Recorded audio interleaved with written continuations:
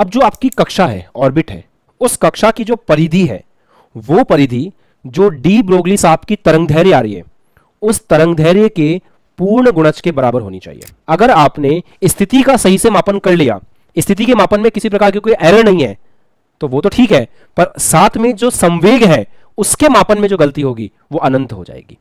मतलब इलेक्ट्रॉन अगर नाभिक के अंदर होगा तो उसका जो वेग होगा, उस वेग में जो गलती आएगी मापन में, वो प्रकाश की चाल से ज्यादा है।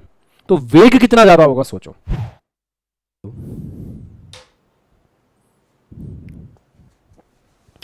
हाँ जी बच्चों, वॉइस एकदम क्लियर आ रहा है, दिखाई एकदम साफ दे रहा है। Just raise your hands, everything is fine. Start करें। अच्छा, तो हम लोग लास्ट क्लास में एटॉमिक स्ट्रक्चर की लास्ट क्लास में हम लोग ये डिस्कस कर रहे थे कि किस प्रकार डी ब्रोगली का कॉन्सेप्ट निकल करके आया। और डी ब्रोगली के कॉन्सेप्ट में जो चीज़ सबसे ज़्यादा इंपॉर्टेंट थी वो ये थी कि हम एक पार्टिकल जो है, जैसे माइक्रोस्कोपिक पार्टिकल है इलेक्ट्रॉन, तो इलेक्ट्रॉन का वेव नेचर बहुत सिग्निफिकेंट है। मतलब इलेक्ट्रॉन को कण और तरंग, उसमें इलेक्ट्रॉन के लिए उसको तरंग मान करके स्टडी करना ज़्यादा बेनिफिशियल है, ऐसा डी ब्रोगली सर ने कहा था। और उन्होंने बताया था कि उसका जो लैम्बडा है वो h/p के इक्वल है। और आइंस्टीन का जो कंसेप्ट था उसके साथ में भी अपने उसको मैच किया था, मैक्रोस्कोपिक, माइक्रोस्कोपिक, उन सब चीज़ों को डिस्कस किया था ना। अभी एक चीज़ लॉन्ग ओवरड्यू चल रही है, वो ये है कि जब आपने बोर का मॉडल पढ़ा था तो आपको याद है हम लोगों ने एक डिस्कशन किया था कि MVR is equals to NH/2π। इसका बोर कोई प्रूफ नहीं दे पाए थे, रिमेंबर।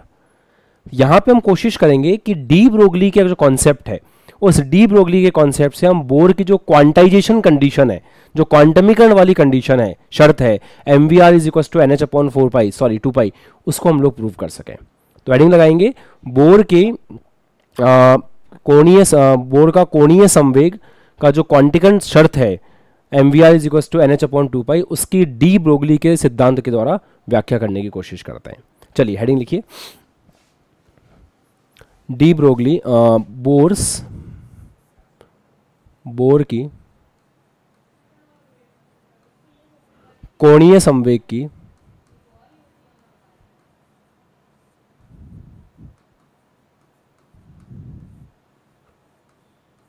क्वांटमीकरण शर्त है ना, क्वांटाकृत शर्त, क्वांटाइजेशन कंडीशन बोलते हैं इसको। वो शर्त क्या थी? MVR is equal to NH/2π की डी ब्रोगली द्वारा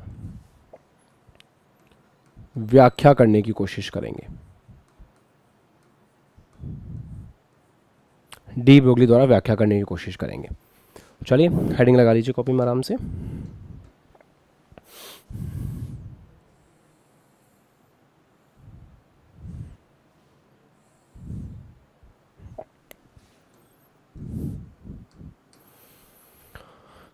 डन। अच्छा देखो,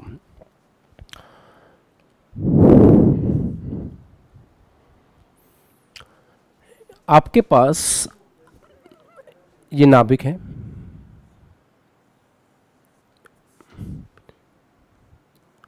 और ये इलेक्ट्रॉन की कक्षा है, ठीक है।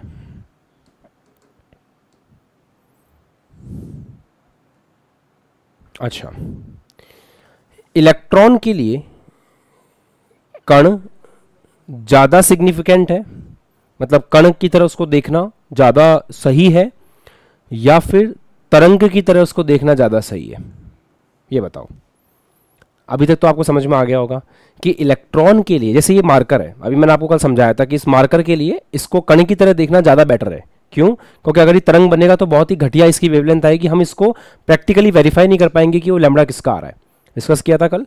जबकि इलेक्ट्रॉन के लिए अगर हम बात कर रहे हैं हर्ष, तो इलेक्ट्रॉन के लिए ज्यादा बेटर है उसको तरंग की तरह देखा जाए, है ना रौनक? इलेक्ट्रॉन को किसकी तरह देखना चाहिए? तरंग की तरह देखना चाहिए। अच्छा, इस तरंग को कहां पर जाकर के फिट होना है? सर ये नाभिक है, नाभिक के चारों तरफ कक्षा है, आपके इलेक्ट्रॉन को उस कक्षा में जाकर के फिट होना है। अच्छा, इलेक्ट्रॉन को आप किसकी तरह देख रहे हो? तरंग की तरह देख रहे हो। तो एक जो तरंग है, या दो तरंग है, या तीन तरंग है, वो पूरी तरह से इस सर्कुलर कक्षा के अंदर जाके फिट होनी चाहिए। मेरे कहने का मतलब क्या है, जैसे मान लो 3 तरंग है, हम 3 तरंगों की बात कर रहे हैं, है ना। तो ऐसे एक तरंग, दूसरी तरंग, तीसरी तरंग, ऐसे पूरी तरंग जो है उसके अंदर फिट होनी चाहिए, ये मैं कहना चाह रहा हूं। मान लो 2 तरंग है,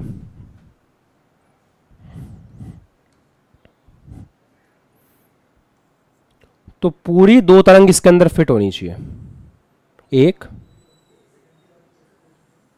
2। अब यहां पे देखें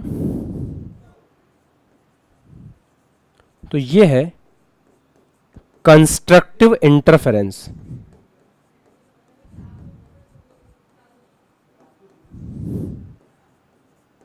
संपोषी व्यतिकरण।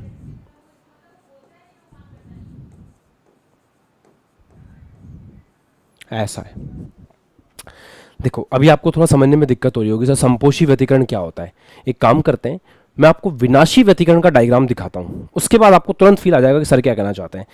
अगर ये विनाशी व्यतिकरण होता तो इसका डायग्राम ऐसा होता, एक तरंग, दूसरी तरंग, तीसरी तरंग, ऐसे।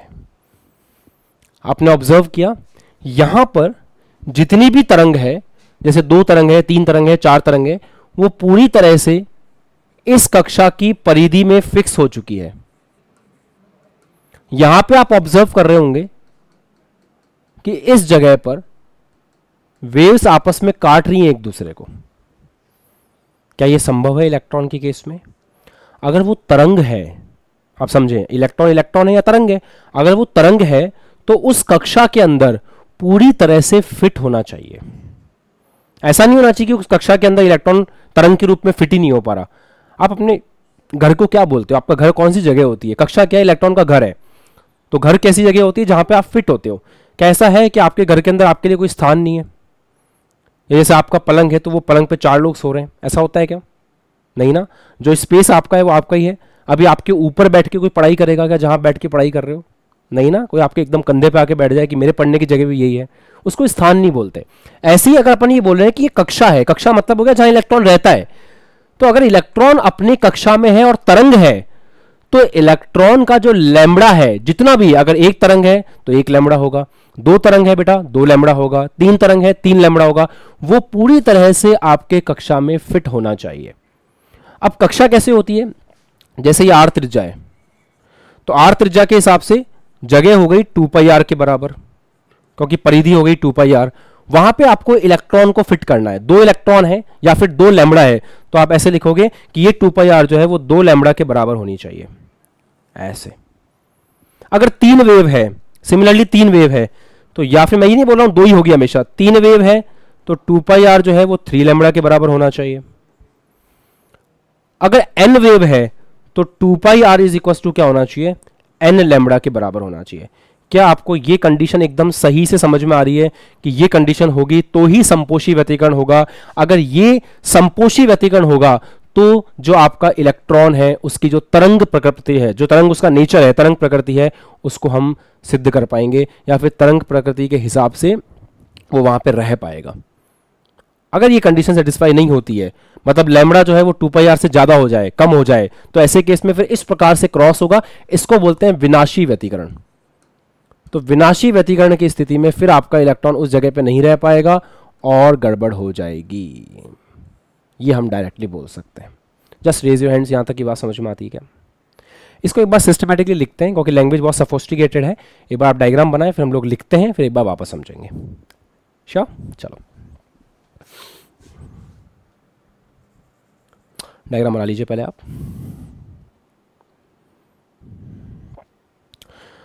डी ब्रोगली के अनुसार, मैं अपनी भाषा में लिखवा रहा हूं,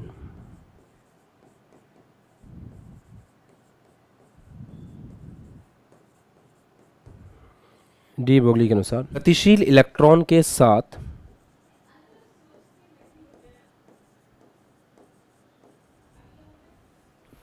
एक गतिशील इलेक्ट्रॉन के साथ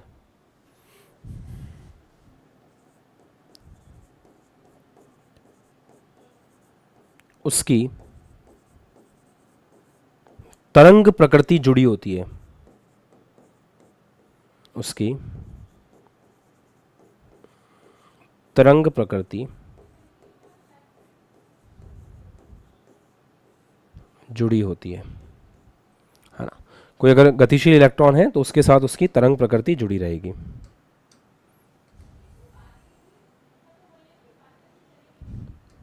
हाँ, तो ये बात बिल्कुल सही है, अगर कोई इलेक्ट्रॉन गतिशील है तो उसकी तरंग प्रकृति उसके साथ जुड़ी हुई रहेगी। अच्छा, अब जो आपकी कक्षा है, ऑर्बिट है, उस कक्षा की जो परिधि है, वो परिधि जो डी ब्रोगली सांप की तरंगदैर्घ्य आ रही है, उस तरंगदैर्घ्य के पूर्ण गुणज के बराबर होनी चाहिए, है ना। लिखो,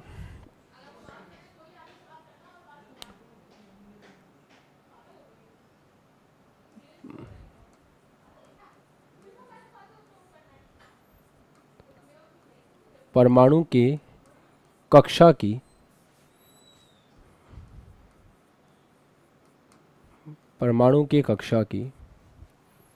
परिधि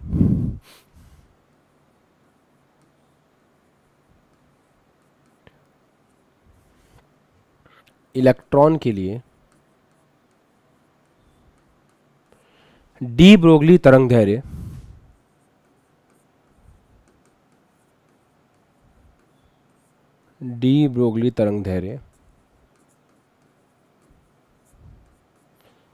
के पूर्ण गुणज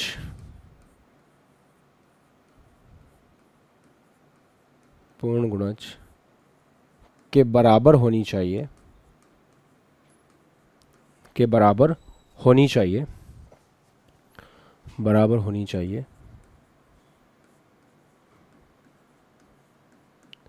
तभी इलेक्ट्रॉन का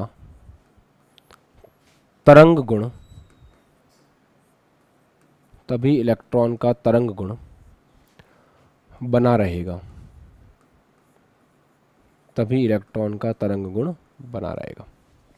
अदरवाइज हम इलेक्ट्रॉन का तरंग गुण मतलब सस्टेन रहेगा ना, बना रहेगा मतलब सस्टेन रहेगा, इंग्लिश में बोले सस्टेन रहेगा।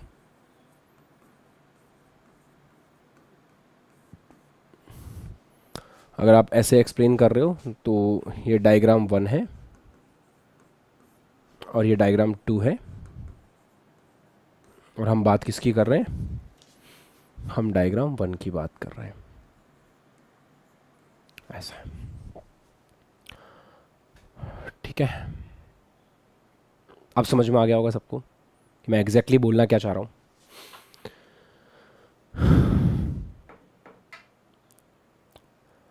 अच्छा,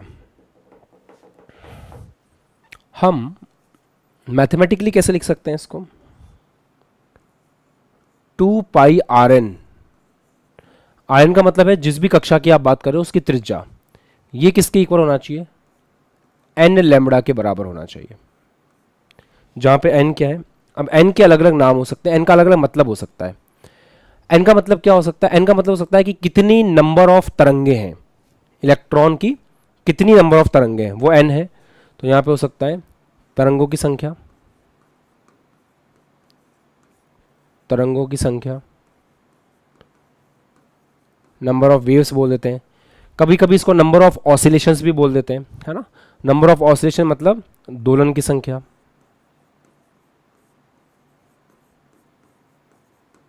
नंबर ऑफ ऑसिलेशन से भी इसको रिप्रेजेंट कर देते हैं। कभी कभी आप इसको कक्षा की संख्या भी बोल सकते हो कि n बराबर 1 में है, n बराबर 2 में, n बराबर 3 में, ऐसे। तो कक्षा की संख्या मतलब आप ये भी समझ सकते हो कि अगर आपका इलेक्ट्रॉन n बराबर 1 में है, इसका मतलब 1 लैम्बडा 2 पाई आर के बराबर है ना।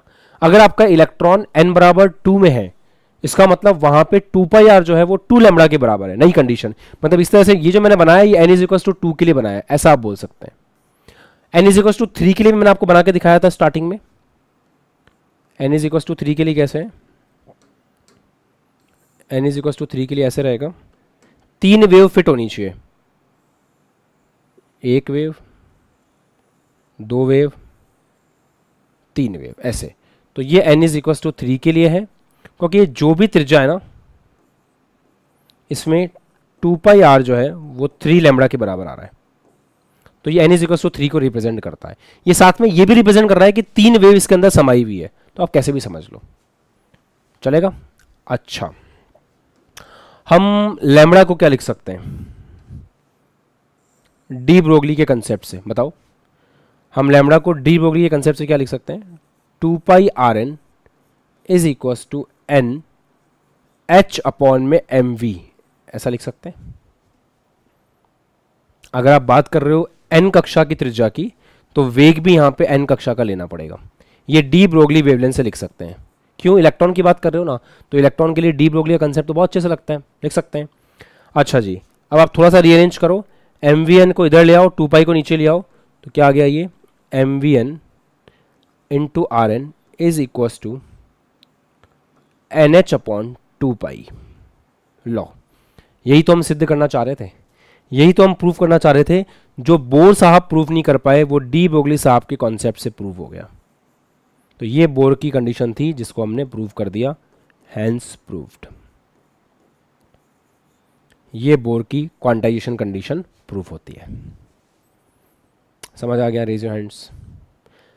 ये आपकी मतलब सब्जेक्ट के प्रति अंडरस्टैंडिंग के लिए है, इस तरह के प्रूफ्स काफ़ी काम आते हैं। अब हम सवाल करेंगे, लिख लो, फिर सवाल लगाते हैं। चलिए, सो अब हम अगला एक सवाल करते हैं।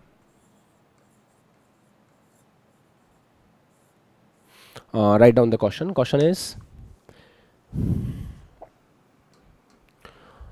है हाइड्रोजन परमाणु के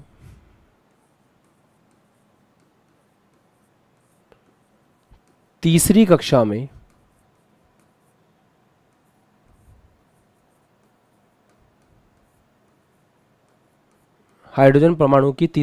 में उपस्थित इलेक्ट्रॉन द्वारा बनाई तरंगों की संख्या बताइए।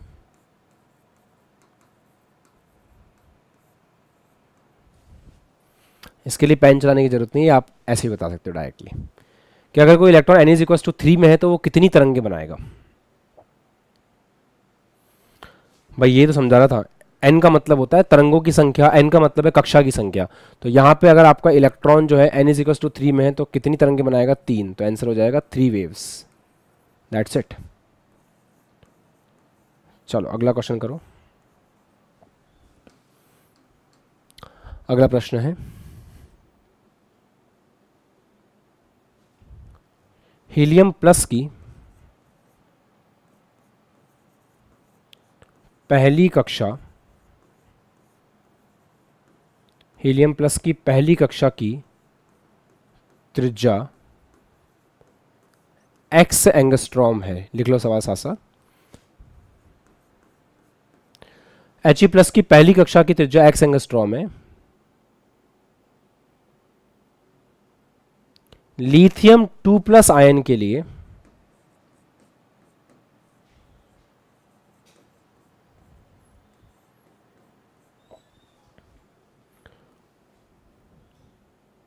दूसरी कक्षा के इलेक्ट्रॉन की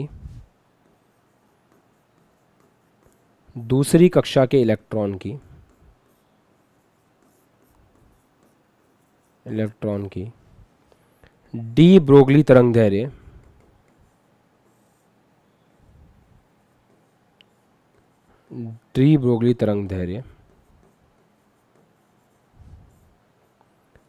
x के पदों में ज्ञात करें।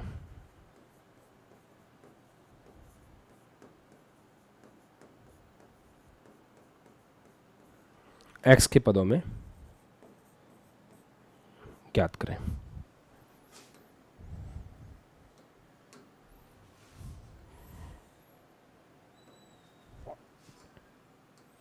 x के पदों में ज्ञात करें। चलो इस सवाल को करो, अच्छा सवाल है, हो जाना चाहिए आपसे, बहुत बड़ी चीज नहीं है, आराम से निपटा सकते हो आप।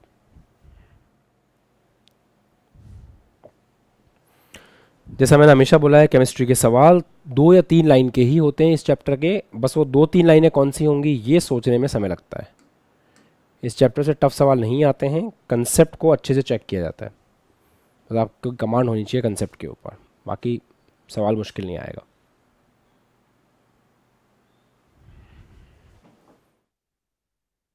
बेटा अप्रोच बताओ बोल के। 2x/3।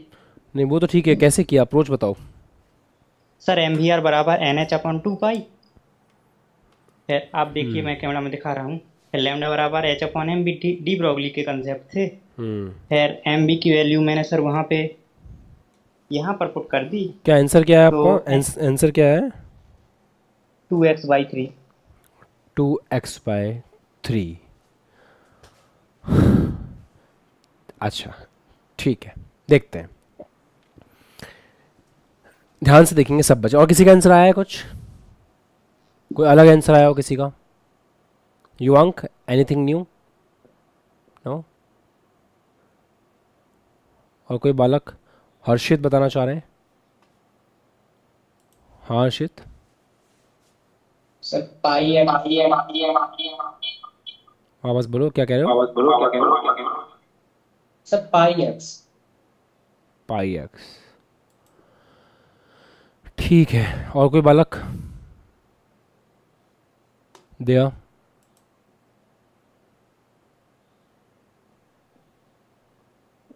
4/3 pi, 4/3 x pi.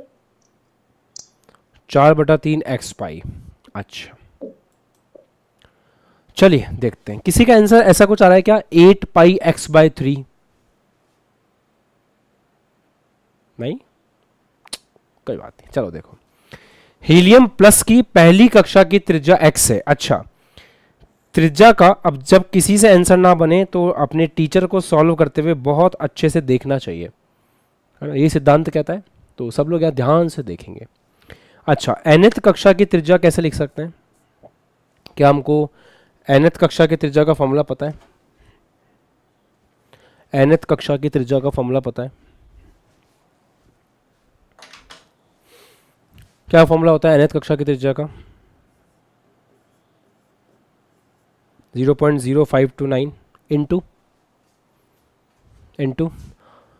0.529, not 0.529। अच्छा, आगे क्या रहता है, याद है आपको कि भूल गए? अब आपसे अगर एक चीज पूछी जाए छोटी सी, कि आपको ये सवाल में क्या रखा है कि वो हीलियम प्लस की बात कर रहा है, और हीलियम प्लस में भी कौन सी कक्षा की बात कर रहा है? n=1 की बात कर रहा है। तो उसके लिए फॉर्मूला कैसे एडजस्ट करके दोगे?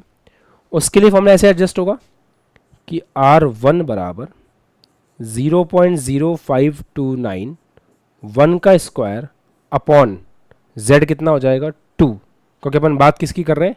हीलियम प्लस की कर रहे हैं।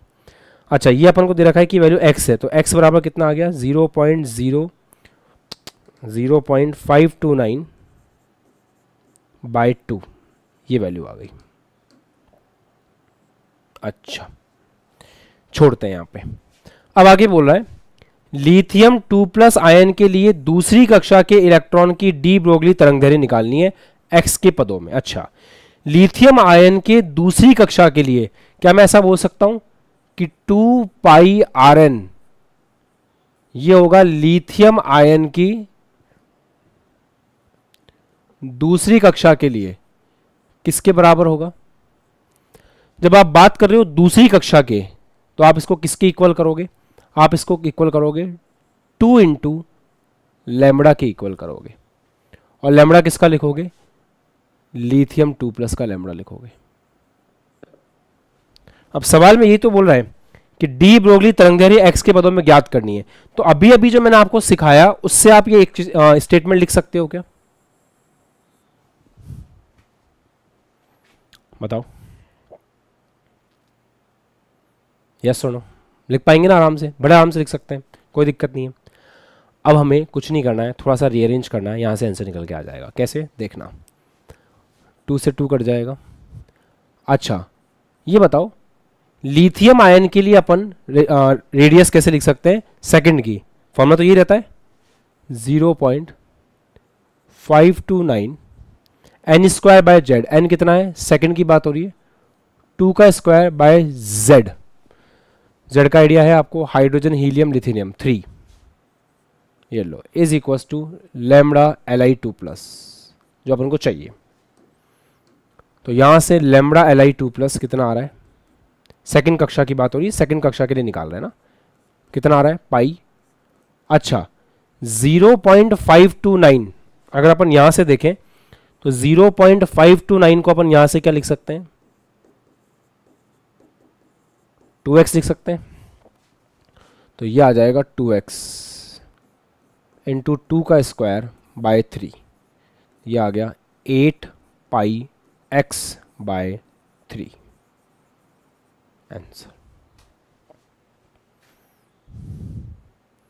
आप खुद ही चेक कर लो कि आपकी अप्रोच में क्या गलती थी। आप किसी और मेथड से भी कर सकते हो, पर या तो आप z की वैल्यू गलत ले रहे होगे या कुछ ना कुछ कहीं ना कहीं कोई ना कोई पंगा कर रहे होगे, अदरवाइज आंसर मैच होकर यही आता।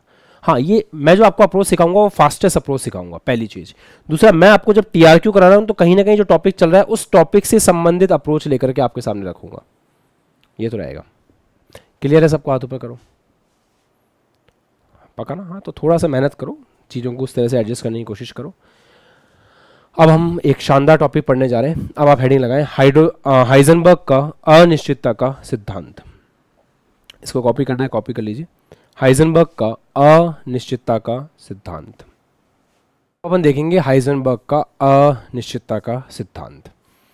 आप थोड़े टाइम के लिए चाहें तो अपना पेन वगैरह नीचे रख सकते हैं, बिकॉज ये बहुत इंपॉर्टेंट थ्योरी है और इसके बाद सब कुछ बदल जाएगा, ईच एंड एवरीथिंग बदल जाएगी।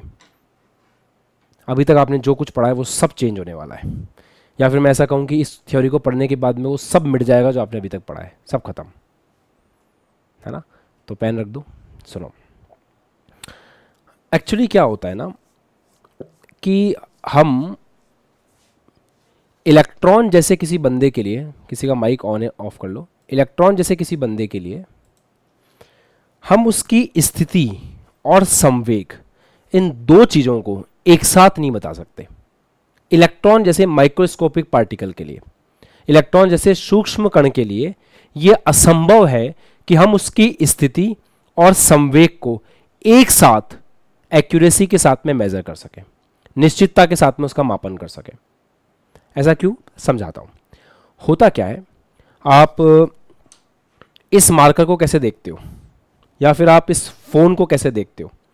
होता क्या है, जब हम किसी भी ऑब्जेक्ट को देखते हैं, जैसे ये मार्कर है, इसको देख रहे हैं, तो होता क्या है कि एक लाइट होती है, लाइट से फोटोन आता है, फोटोन आकर के इससे टकराता है, इससे टकरा कर अपने आईज में जाता है, ब्रेन उसको प्रोसेस करता है, इसकी एक इमेज बन जाती है और ये हमको दिखाई देता है। सही है, तब हम इसको देख पाते हैं। अगर लाइट को बंद कर देंगे तो क्या होगा, इसके ऊपर कोई फोटोन आके टकराएगा नहीं, कोई फोटोन आके टकराएगा नहीं, मेरी आईज तक पहुंचेगा नहीं, मुझे दिखाई देगा नहीं। आप बोलोगे सर लाइट बंद करने के बाद भी हम ये महसूस कर सकते हैं कि ये मार्कर है। हाँ, वो बात सही है, क्योंकि वो इसका नेचर हम जानते हैं, काफ़ी टाइम से इसको यूज़ करें तो पता होता है कि हाँ ये मार्कर है। अदरवाइज आप किसी भी वस्तु को नहीं देख सकते जब तक कि वो आपके फोटोन टकरा करके आपके आईज तक ना पहुंचे। डन। अच्छा, तो हम ऐसा कर लेंगे इलेक्ट्रॉन के लिए भी, क्या दिक्कत है।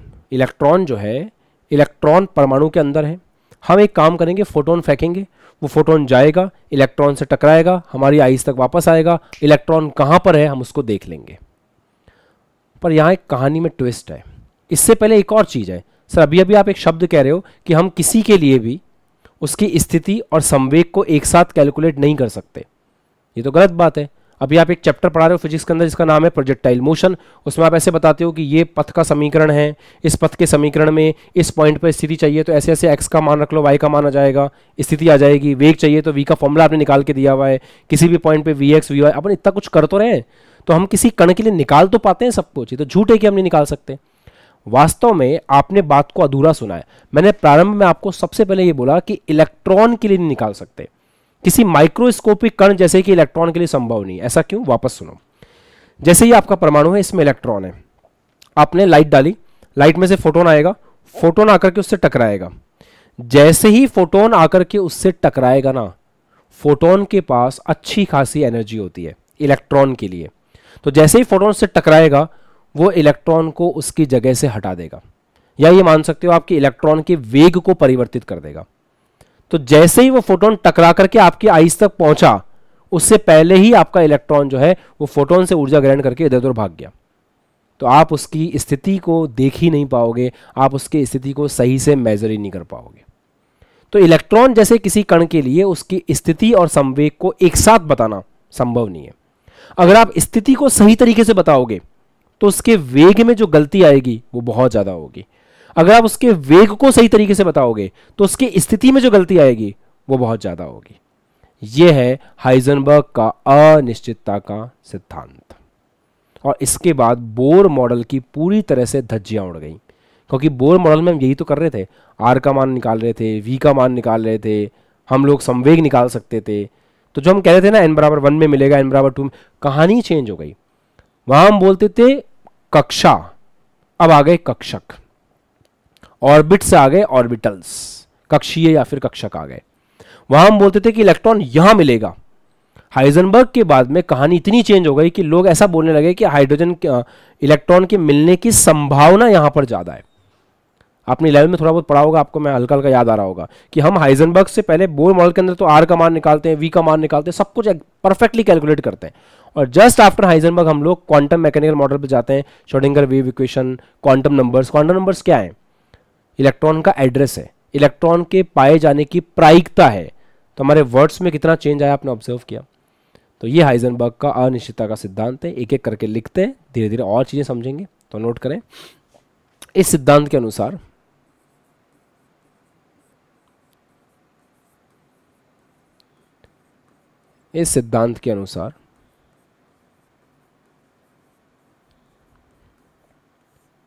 इलेक्ट्रॉन जैसे सूक्ष्म कण के लिए,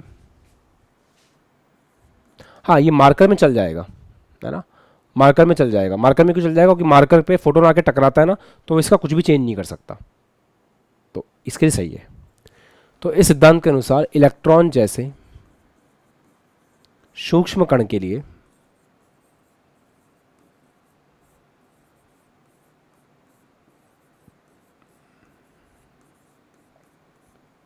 उसकी स्थिति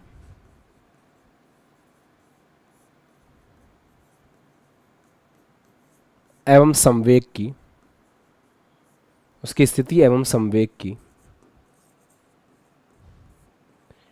एक साथ सटीक गणना करना, है ना, एक साथ सटीक गणना करना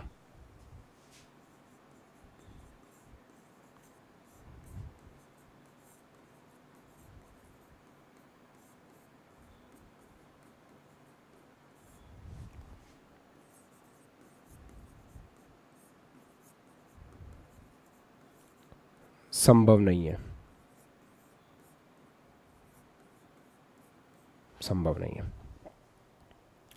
है ना, ऐसा अपन बोल सकते हैं। और या फिर ऐसे बोल सकते हैं कि यदि स्थिति एवं संवेग की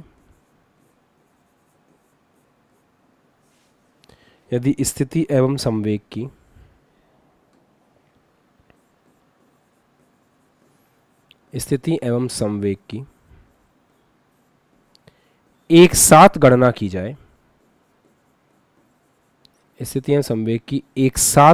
की जाए,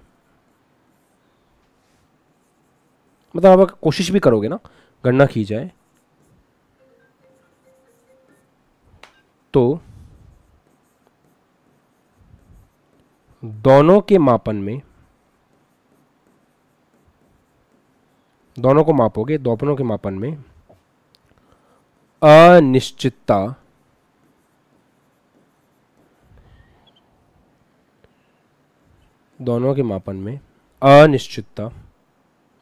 एरर बोल लो या फिर अनसर्टेनिटी होगी, मापन में अनिश्चितता होगी। आप एग्जैक्टली मेजर नहीं कर पाओगे दोनों को, है ना, आप कभी भी एग्जैक्टली मेजर नहीं कर पाओगे, दोनों के मापन में अनिश्चितता रहेगी ही रहेगी। अच्छा, इन्होंने एक बात और बोली कि जैसे आपने जिद कर ली कि नहीं मैं तो मापन करूंगा ही करूंगा, साथ में मापूंगा, मैं स्थिति को भी साथ में मापूंगा, संवेग को भी साथ में मापूंगा, तो ऐसे केस में स्थिति में जो गलती होगी वो अगर डेल्टा एक्स है, स्थिति के अंदर जो एरर है वो डेल्टा एक्स है, संवेग में जो एरर है अगर वो डेल्टा पी है, तो इन दोनों अनिश्चितताओं या इन दोनों गलतियों का जो गुणनफल है वो कम से कम आएगा h अपॉन 4 पाई, कम से कम, मतलब गलती इससे ज्यादा या इसके बराबर होगी, तो कम से कम गलती कितनी होगी, h अपॉन 4 पाई होगी। क्या मैंने अपना पॉइंट सही से रख दिया है? हाइजेनबर्ग अनसर्टेनिटी प्रिंसिपल का पॉइंट, उसका जो कंसेप्ट है वो आपको सही समझ में आ गया ना? आप केवल उसकी मैथमेटिक्स की बात कर सकते हैं। सागर ठीक है, विकास प्रोसेस हो गया पक्का? अच्छा, यहां पे एक चीज और है, डेल्टा एक्स क्या है आप लिखते जाओ साथ साथ। अब डेल्टा एक्स क्या है? स्थिति में अनिश्चितता, स्थिति में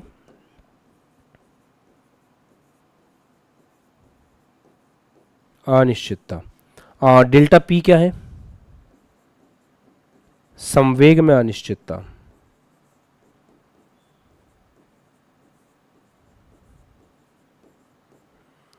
एच के बारे में सब जानते हैं, प्लैंक्स कांस्टेंट। चलिए नोट कर लीजिए।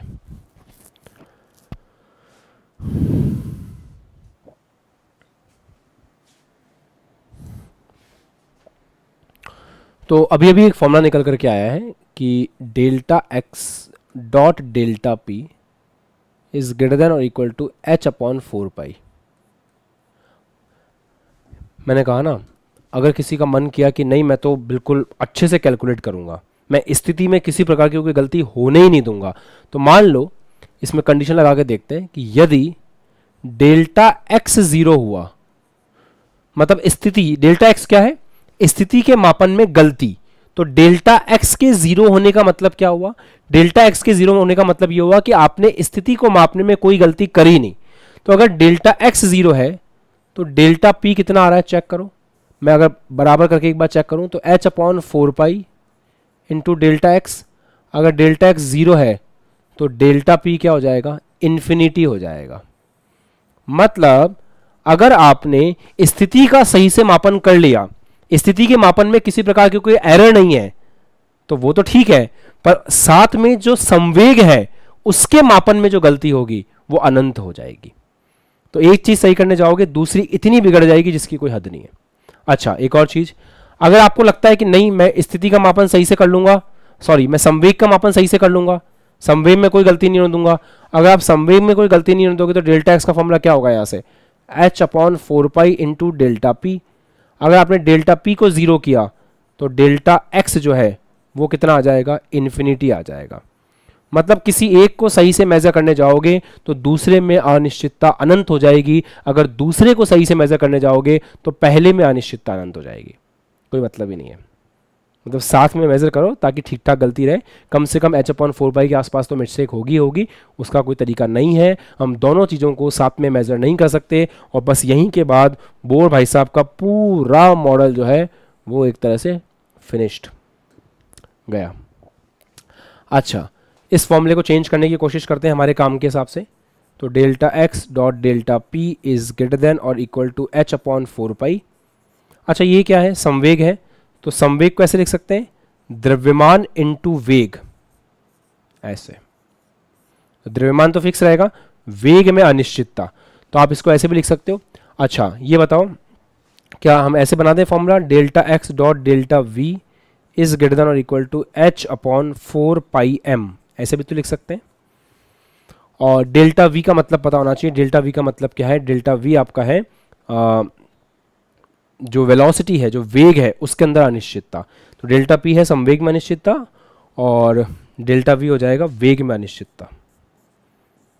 ये हो गया वेग में अनिश्चितता।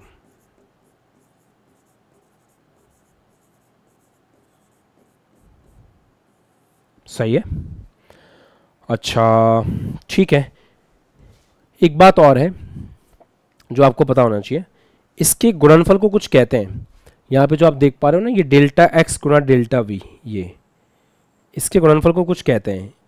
इसको कहते हैं अनसर्टेनिटी प्रोडक्ट।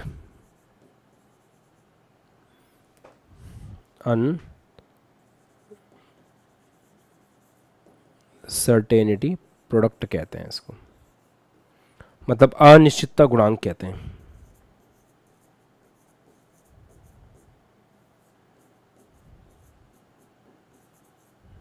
इसको अनिश्चितता गुणांक के नाम से जाना जाता है। डन।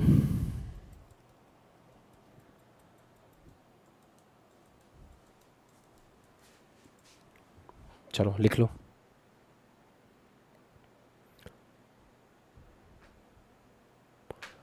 संजीव, जिस पोस्चर में बैठ के पढ़ रहे हो बॉडी के बहुत सारे पार्ट्स दर्द करेंगे एक समय के बाद।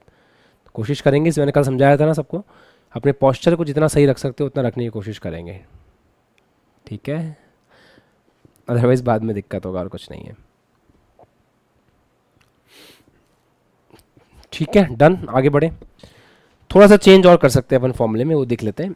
जैसे यहाँ पे ऐसे लिखा हुआ है ना, delta x dot delta p greater than equal to H upon 4 pi. हम चाहें तो एच अपॉन 2 पाई को लिख सकते हैं एच बार, ये एच बार है, इसको ऐसे पढ़ते हैं एच बार। तो कभी किसी न्यूमेरिकल के अंदर ऐसा लिखा हुआ मिल जाए तो घबराना मत, एच बार बाई 2, ये भी सही है, ये भी सही है। एच अपॉन 2 पाई को अपन ने एच बार लिख दिया तो अपन ऐसे भी कह सकते हैं, ठीक है? ये पॉइंट बिल्कुल सही है।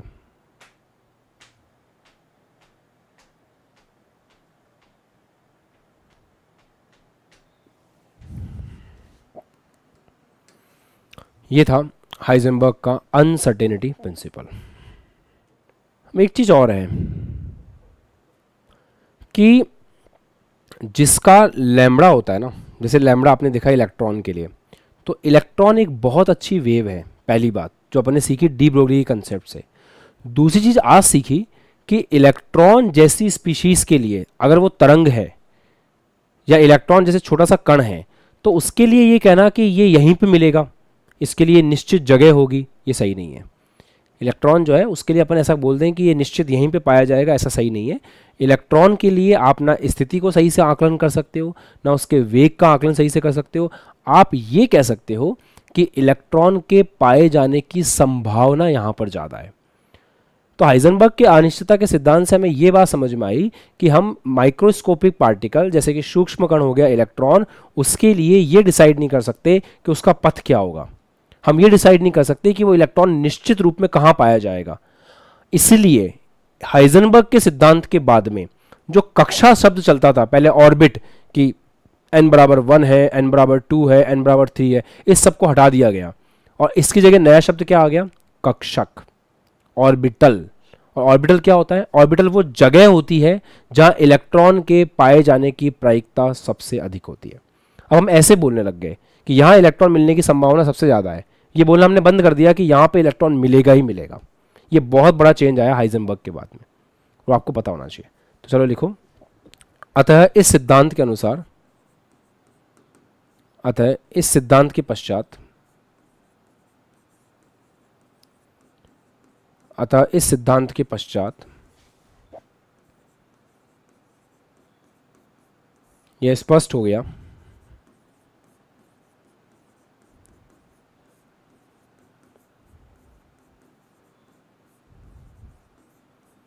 कि इलेक्ट्रॉन जैसे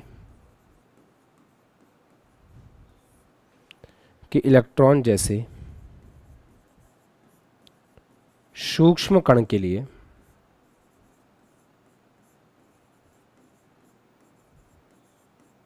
स्थिति पथ का सटीक आकलन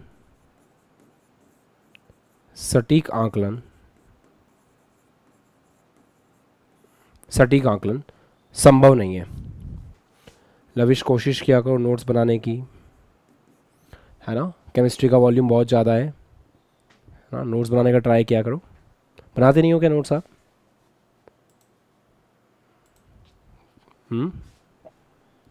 सर नोट्स लास्ट ईयर के लेक्चर से बना लिए थे मैंने, तो जो आप पॉइंटर एक्स्ट्रा लिखाते हो इसी में ऐड कर लेता हूँ साइड में। हाँ लिख लेना, मतलब क्योंकि केमिस्ट्री मैंने बताया ना, कल आपको एक बात बताई थी, केमिस्ट्री 2 फिजिक्स के बराबर है, वॉल्यूम बहुत ज़्यादा है।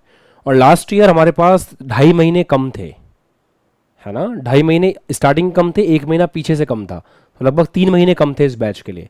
इस बार 3 महीने ज़्यादा हैं, तो ज़्यादा कंटेंट मिलेगा, तो बहुत कुछ होगा लिखने के लिए, ठीक है। वहाँ मैं इतना हाइजेनबर्ग के सिद्धांत को इतना लंबा नहीं पढ़ाता था, अब पढ़ाना पड़ता है अब, क्योंकि अब चीज़ें बदल रही हैं समय के साथ साथ, है ना, तो वो वाली बात है। तो पथ का सटीक आंकलन संभव नहीं है, अतः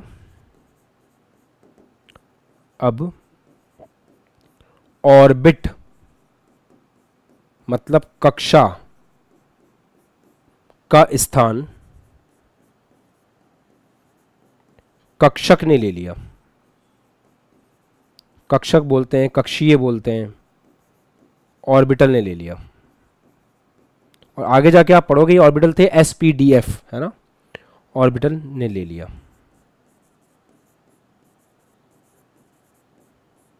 ऐसा है। अच्छा, ये ऑर्बिटल की डेफिनेशन क्या है, अगर हम सिंपल भाषा में समझने की कोशिश करें, ऑर्बिटल या कक्षक,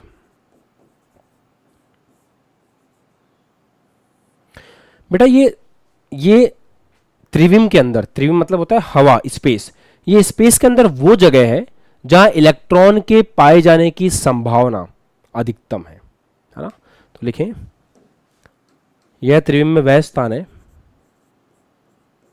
यह त्रिविम में वह स्थान है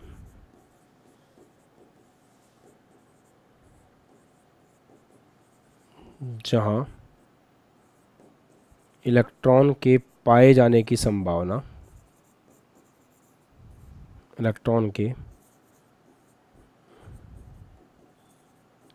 पाए जाने की संभावना मतलब प्रायिकता, इलेक्ट्रॉन के पाए जाने की प्रायिकता आप बोल सकते हो कि अधिकतम है, इलेक्ट्रॉन के पाए जाने की प्रायिकता अधिकतम है, ऐसा है। तो डेफिनेशन चेंज हो गई, कहानी चेंज हो गई, सब कुछ बदल गया। अब हम लोग ये नहीं बोलते हैं कि इलेक्ट्रॉन यहाँ मिलेगा, त्रिज्या ये होगा, वेलोसिटी ये होगी, सब बंद कर दिया हमने बोलना। कितना कुछ बदल जाता है ना एक छोटी सी कंसेप्ट के साथ में। जब एक छोटा सा कंसेप्ट आ जाता है मार्केट में, तो सब चीज़ें समय के साथ साथ चेंज हो जाती हैं। अच्छा, इस फॉर्मूले को भी चेंज करने की कोशिश करते हैं थोड़ा सा हमारे काम के हिसाब से। Delta x dot delta P is greater than और इक्वल टू h/4 पाई, है ना। एक फॉर्मेट और है जो आपको मिल सकता है सवालों के अंदर, मैं डेल्टा टी से गुणा कर रहा हूं, डेल्टा टी से भाग दे रहा हूं।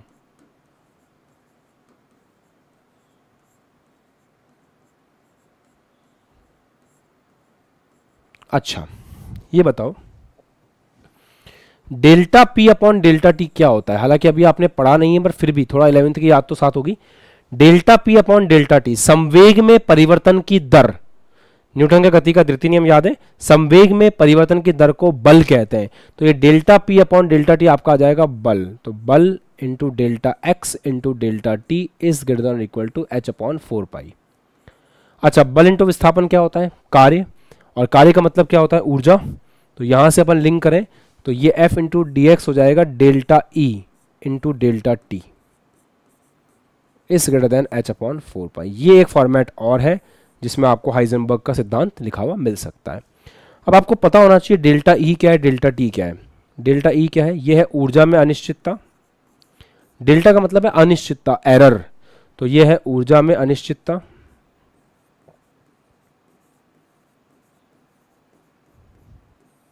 ठीक है। और डेल्टा टी क्या है, अब ये मत बोलना कि डेल्टा टी का मतलब है समय में अनिश्चितता, समय में कोई अनिश्चितता नहीं होती।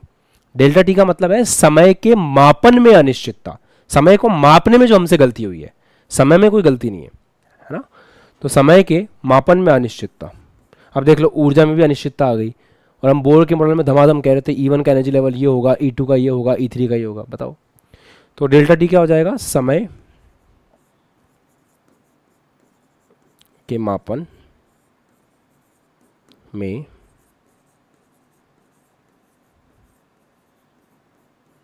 अनिश्चितता, ऐसा है। गॉट इट, लिख लो।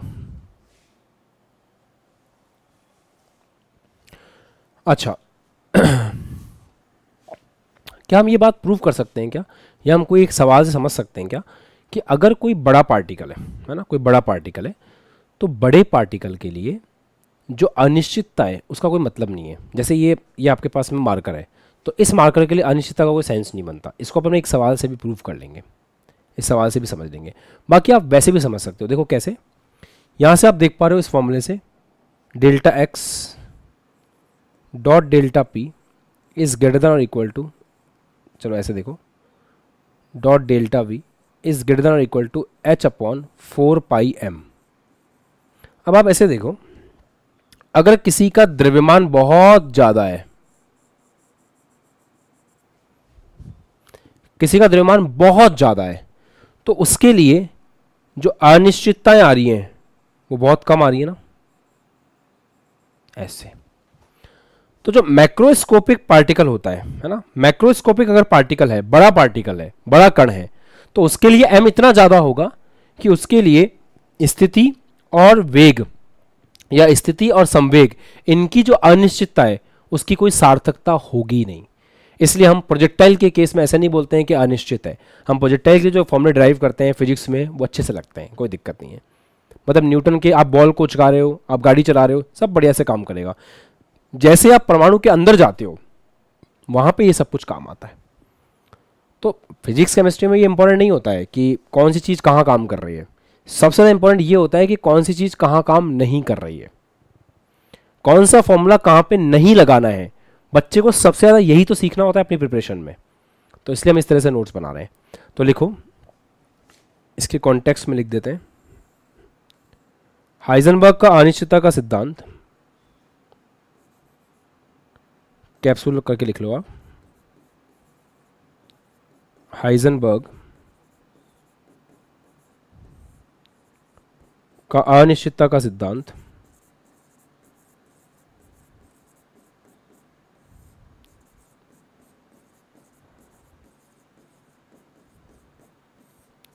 बड़े कणों, जिसको इंग्लिश में बोलते हैं मैक्रोस्कोपिक पार्टिकल्स, बड़े कणों, मैक्रोस्कोपिक पार्टिकल्स के लिए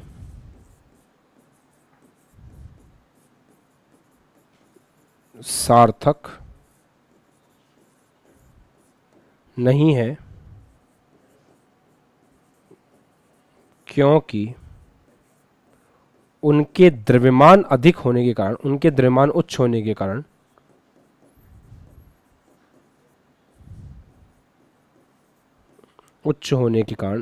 m ज़्यादा होने के कारण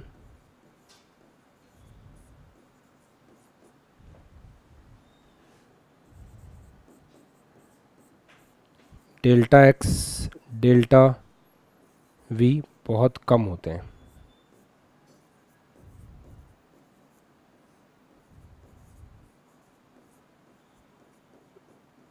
निम्न होते हैं, ऐसा।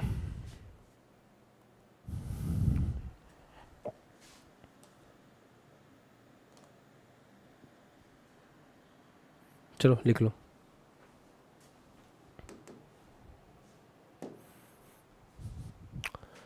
फिर हम एक सवाल करते हैं।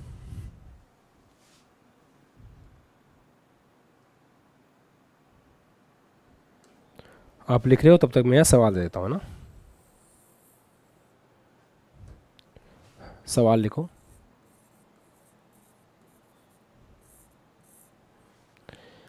एक इलेक्ट्रॉन की स्थिति में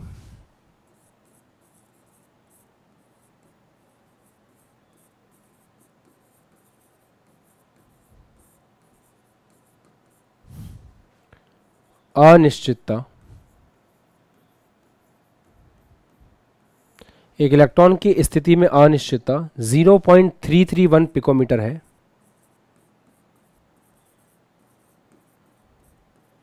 एक इलेक्ट्रॉन की स्थिति में अनिश्चितता 0.331 पिकोमीटर है। इसके वेग में अनिश्चितता ज्ञात करें। इसके वेग में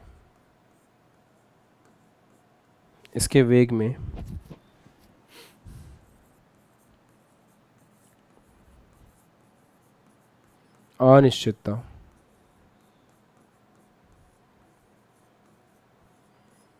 ज्ञात करें। इसके वेग में अनिश्चितता ज्ञात करें। चलो लगाओ दिमाग, सॉल्व करो।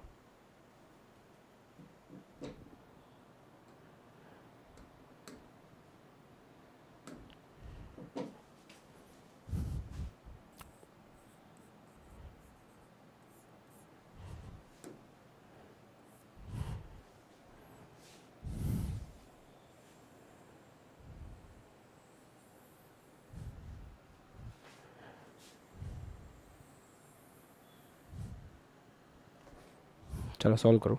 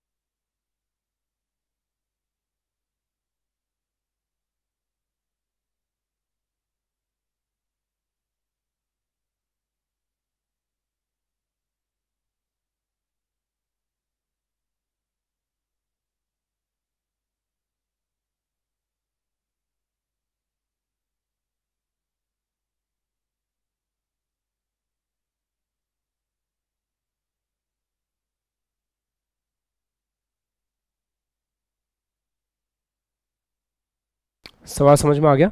ये वाला सवाल भी करना है। सवाल है एक बॉल जिसका द्रव्यमान 66.2 पाई अपॉन पाई ग्राम है, उसकी स्थिति में अनिश्चितता इतनी है, संवेग में ज्ञात करो। ठीक है, दोनों सवाल लगाइए, सॉल्व करने की कोशिश करो लास्ट तक बिल्कुल।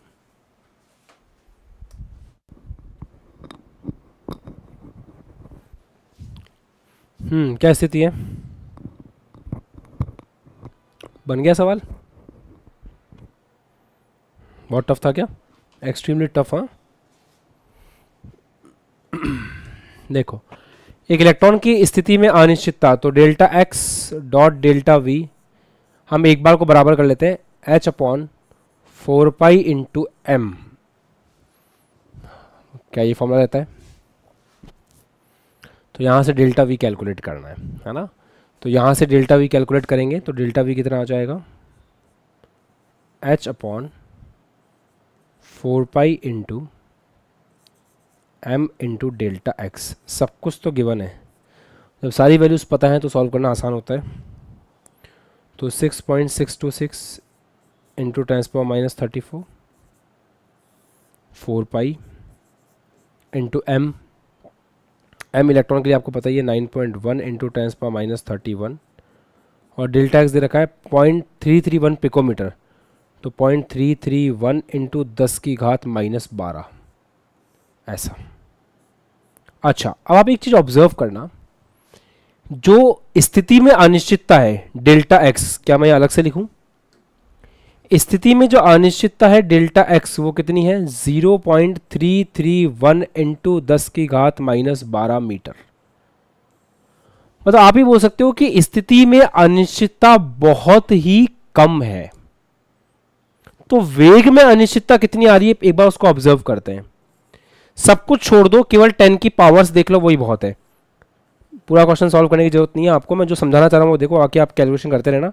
10 की पावर -34 प्लस 31 प्लस 12, मैंने अभी पूरा सॉल्व नहीं किया है ना, ये बाकी फैक्टर्स को सॉल्व नहीं किया। 10 की पावर्स के साथ में देखते हैं, तो 10 की पावर के हिसाब से देखें तो ये आ गया -3 प्लस का 12, 10 पावर प्लस का 8,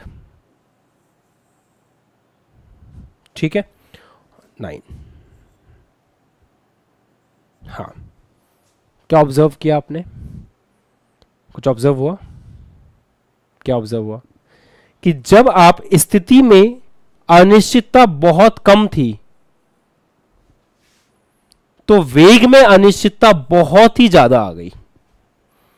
ये प्रकाश की चाल के ऑर्डर के आसपास है। प्रकाश चाल कितनी होती है, 3 × 10⁸ तो 10⁹ आ रही है। ये आसपास की वैल्यूज को सॉल्व कर लेना, वो कोई बड़ी बात नहीं है। जो सिखाना चाह रहा हूं वो समझो कि यहां पर जो वैल्यू निकल करके आ रही है, जब हमने अनिश्चितता स्थिति में बहुत कम करी तो कहां पे अनिश्चितता बहुत ज्यादा देखने को मिल गई, वेग में अनिश्चितता बहुत ज्यादा देखने को मिल गई। इसी चीज पे हम जोर डालना चाह रहे थे। किसके केस में, इलेक्ट्रॉन के केस में।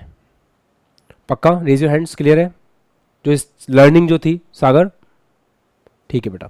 अब इधर आ जाओ, इधर भी एक लर्निंग है, उसको भी निकालते हैं बाहर। इसके लिए कैलकुलेट करोगे तो delta x dot delta we is equals to h upon 4 pi into M.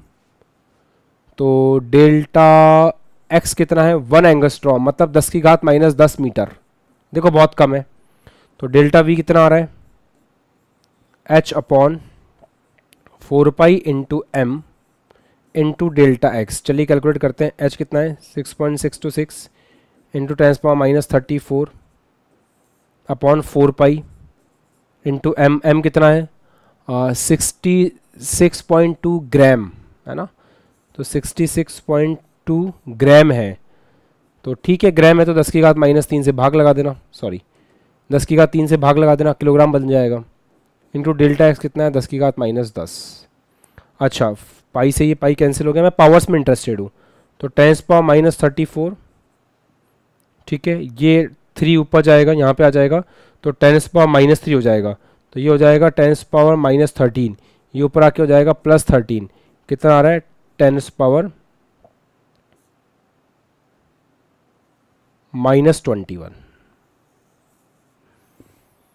मैं आगे की वैल्यूज में बिल्कुल भी इंटरेस्टेड नहीं हूँ, होंगी कुछ वैल्यूज, मुझे मतलब नहीं, पूरा सॉल्व नहीं कर रहा मैं केवल 10 की पावर्स में इंटरेस्टेड हूँ, आपको कुछ समझाने के लिए। पूरा सॉल्व आप कर लेना। आपने देखा स्थिति में अनिश्चितता थी -10, वेग में अनिश्चितता आई है 10⁻21। स्थिति में अनिश्चितता भी कम थी, वेग में अनिश्चितता भी कमी आई है। ऐसा क्यों, क्योंकि द्रव्यमान बहुत ज्यादा है। तो मैंने कहा था ना कि मैक्रोस्कोपिक पार्टिकल होगा बॉल की तरह, तो मैक्रोस्कोपिक पार्टिकल अगर है बॉल की तरह तो उसके लिए डेल्टा एक्स भी कम होगा, डेल्टा वी भी कम होगा। तो कोई सिग्निफिकेंस नहीं है, दोनों में एरर कमी है ना, दोनों को निकालने में, दोनों को सॉल्व करने में एरर कमी है। पर अगर कोई माइक्रोस्कोपिक पार्टिकल होगा तो अगर आप एक एरर को कम करोगे तो दूसरी एरर बहुत ज्यादा होगी, जैसा यहां पे हुआ, यहां पे हुआ। I hope it's clear, I hope topic आपको और बेटर क्लियर हुआ होगा। पक्का, रेज योर हैंड्स। अच्छा, एक सवाल लिखो।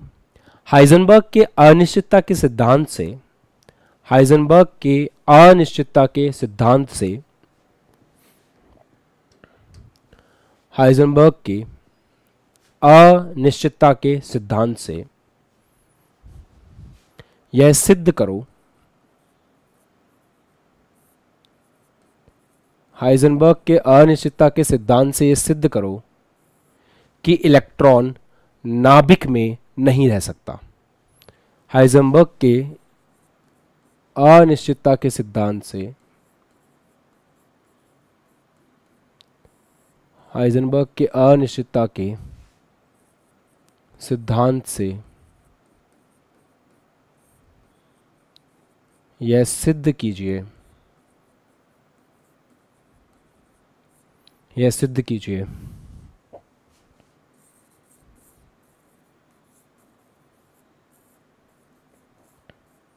कि इलेक्ट्रॉन नाभिक में नहीं रह सकता।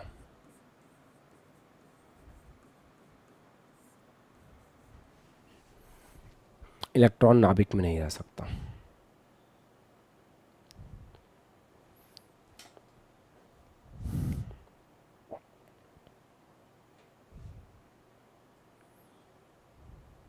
ठीक है,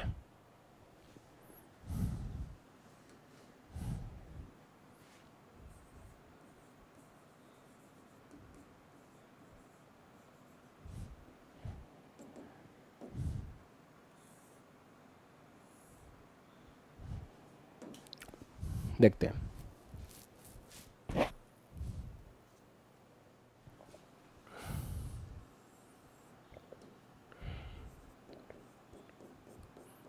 ये एग्जैक्ट आंसर है इसके लिए, है ना। और इसके जो एग्जैक्ट आंसर है वो लगभग 1.8 के आसपास आएगा, 1.8 या 1.6 इंटू 10⁸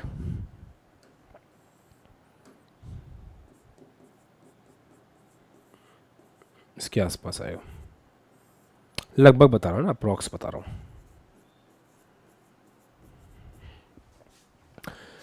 चलो समझते हैं भाई। नाभिक के बारे में कुछ जानते हो क्या? ये परमाणु है, ये उसका नाभिक है। नाभिक की त्रिज्या कितनी होती है, किसी को पता है? नाभिक का व्यास पता है किसी को? नाभिक का व्यास कितना होता है?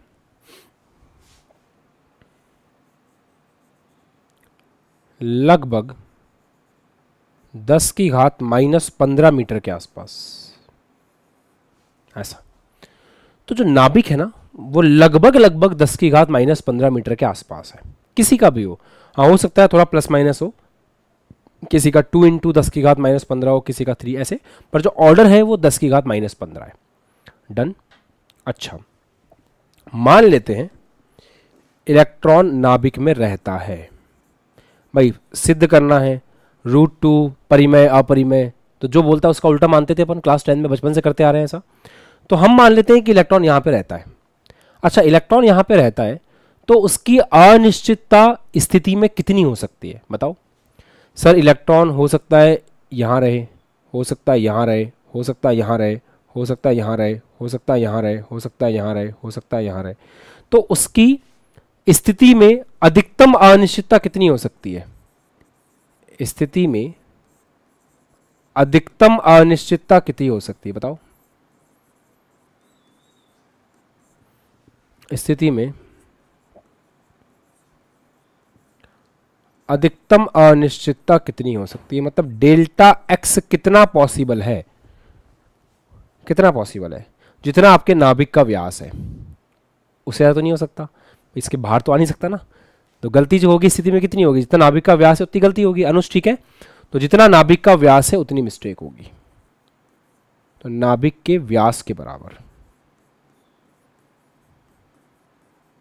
अच्छा, नाभिक का व्यास किस ऑर्डर का है बताओ? जो नाभिक का व्यास है वो किस ऑर्डर का है? तो नाभिक का व्यास आप देख पा रहे होंगे 10⁻⁻15 मीटर के ऑर्डर का है। तो ये आपका डेल्टा एक्स आ गया। अब एक काम करो, डेल्टा वी निकाल के देखो। डेल्टा वी का फॉर्मूला कितना? h/4π × m × delta x. तो कैलकुलेट करते हैं। डेल्टा वी बराबर कितना आ रहा है? h 6.626 × 10⁻⁻34, 4π × द्रव्यमान 9.1 × 10⁻31 kg इंटू डेल्टा एक्स आपका हो गया 10⁻15। इसको आप सॉल्व करेंगे पूरी तरह से और इसकी वैल्यू के बारे में आप सोचेंगे कि इसकी वैल्यू कितनी आ रही है। कर सकते हो कैलकुलेट? अनुज नेम से 2 एस्पिरेंट्स है, दोनों मान लो। चलो सोचो वैल्यू क्या। मैं आपको डायरेक्ट बता दूं क्या? 1 मिनट मेरे को चेक करने दो। वैल्यू है 5.9 × 10⁻10, लगभग बता रहा हूं, है ना। तुम्हें तो लॉजिक समझना है। आ जाओ इधर देखो, ये जो गलती आई है ना, मिस्टेक जो आई है, ये मिस्टेक प्रकाश की चाल से भी ज्यादा है। मतलब गलती, वेलोसिटी के मेजरमेंट में जो गलती आ रही है वो प्रकाश की चाल से भी 100 गुना ज्यादा है। देख लो आप, 10 की घात 8 होता है प्रकाश की चाल, 10 की घात 10 है ये। तो क्या ऐसी वैल्यू वेग की इलेक्ट्रॉन के लिए नाभिक में संभव है? ये तो गलती है। मतलब इलेक्ट्रॉन अगर नाभिक के अंदर होगा तो उसका जो वेग होगा, उस वेग में जो गलती आएगी मापन में, वो प्रकाश की चाल से ज्यादा है। तो वेग कितना ज्यादा होगा सोचो, क्या यह संभव है? तो इस प्रकार की अनिश्चितता वेग में इलेक्ट्रॉन के लिए नाभिक में संभव नहीं है, अर्थात इलेक्ट्रॉन नाभिक में नहीं रह सकता। यह कहानी है इसके पीछे की। पक्का? डन? चलो लिख लो। तो इतनी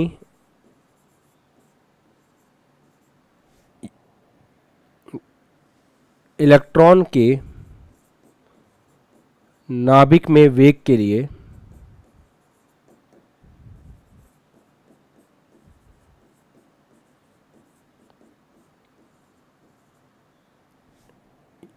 यह अत्यधिक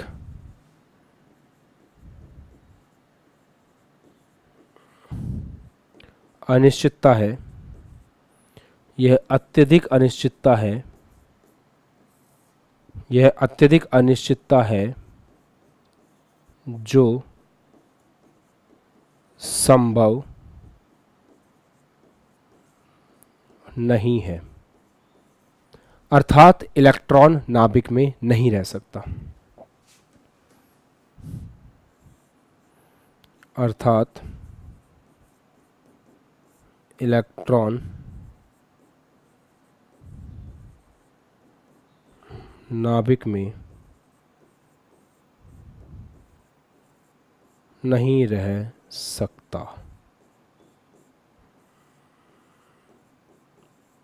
है, अर्थात इलेक्ट्रॉन चाहे कुछ भी कर ले वो नाभिक में नहीं रह सकता। ये वाली कहानी। Got it? डन? और एक सवाल दे रहा हूं घर के लिए, करना, सोचना, उसके बारे में विचार करना। अगली क्लास से क्वांटम मैकेनिकल मॉडल, जो इस चैप्टर का आखिरी पार्ट है, वो स्टार्ट हो जाएगा। Quantum mechanical model of atom हम पढ़ेंगे। तो सवाल नोट करिए और अच्छे से करके आना है इस सवाल को, ठीक है?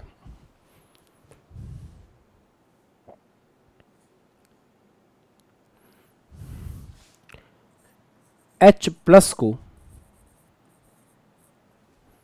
6.62 इंटू 10 की घात 6 मीटर पर सेकंड तक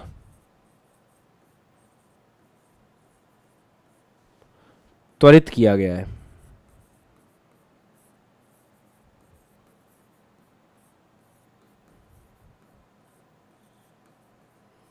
ठीक है? तथा वेग में अनिश्चितता तथा वेग में अनिश्चितता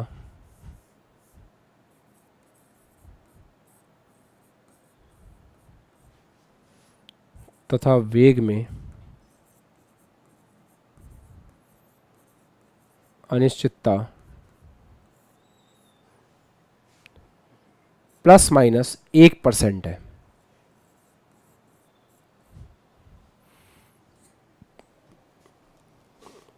स्थिति में अनिश्चितता ज्ञात करें।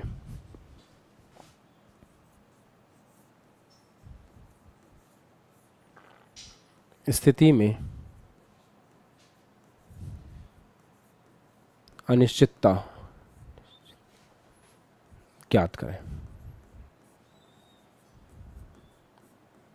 मैं फिर से बोल रहा हूं, इस सवाल को बहुत केयरफुली करना।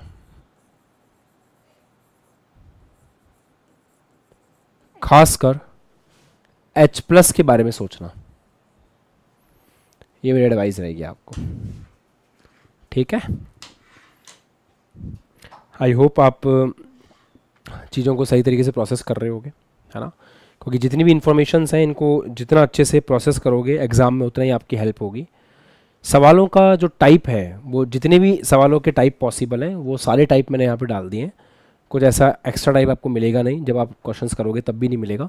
बट हाँ, जितनी चीज़ें सिखाई जा रही है उनको तुम कितना अच्छे से याद रख पा रहे हो, कंसेप्ट कितना अच्छे से तुम्हारे अंदर तक गया है, कितनी तुमने प्रैक्टिस की है, वो रिफ्लेक्ट करेगा तुम्हारे एग्ज़ाम के अंदर। तो इस वीक में हम लोग एग्ज़ाम रखेंगे आपका एक, जिसमें एटॉमिक स्ट्रक्चर, मोल कॉन्सेप्ट ये सब कुछ आएगा। तो just be ready for that. Okay, done. चलो स्टार्ट करते हैं फिजिक्स। Bye bye.